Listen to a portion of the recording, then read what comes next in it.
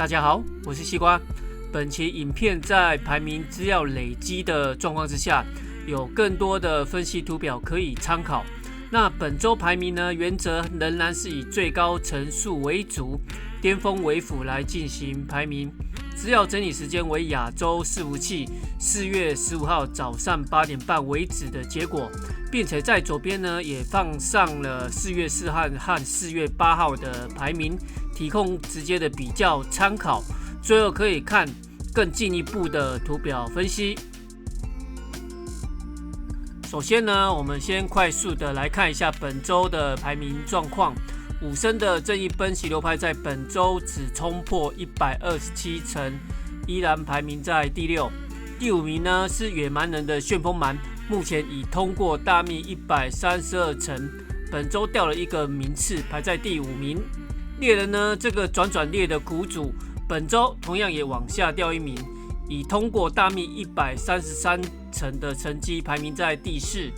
接下来呢，很有可能在下周就被野蛮人超过了。圣教军本周挟着高巅峰，目前以跑马火炮流派呢直接杀过了大秘137层，未来呢是否能够快速突破140，追上第一的战力群呢，有待观察。本周呢，死灵还是位居第2，古毛分身流派已经突破140，仅有第1名的秘术师。本周亚服的冠军呢，仍然是秘术师的火鸟分身流派，相信不久就能封顶咯。不过呢，会不会被死灵超过呢？有人是建议最好给死灵超过啦，不然下个赛季呢，第一个砍的就是这个流派啦。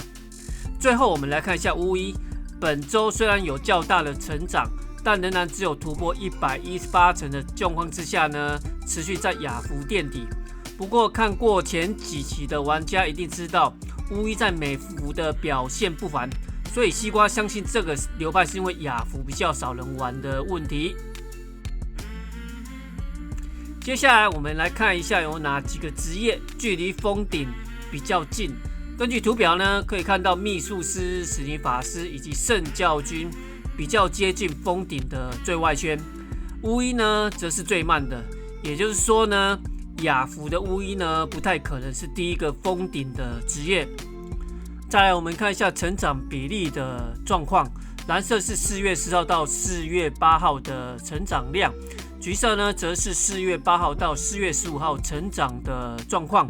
很明显的，从4月4号到4月8号成长较多的就是死灵法师与圣教军。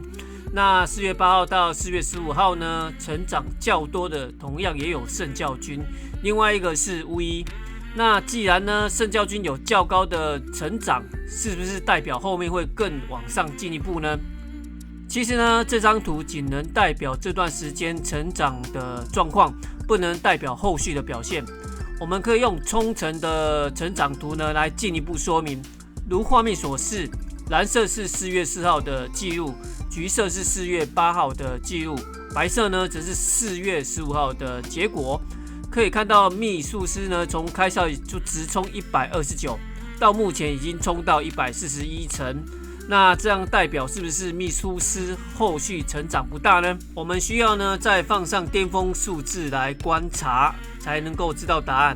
首先呢，不考虑比较特别的巫医的这个数据，那观察其他6个职业最大巅峰和最小巅峰的状况，分别接近2000和2900的状况之下呢，我们可以知道平均巅峰应该位于2900减2000除以2，再加2000等于2450的这个数据。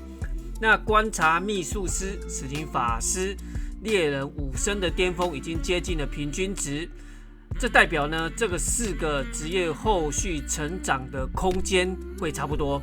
那观察圣教军的状况，应该是成长空间会更低，因为它用的巅峰量呢远高于平均值。相对的，野蛮人则可能会有较多的成长空间，因为使用的巅峰远低于平均值。所以大家期望野蛮人后续应该能更好的表现。大家有什么看法呢？可以留言讨论。以上就是本期内容，谢谢大家。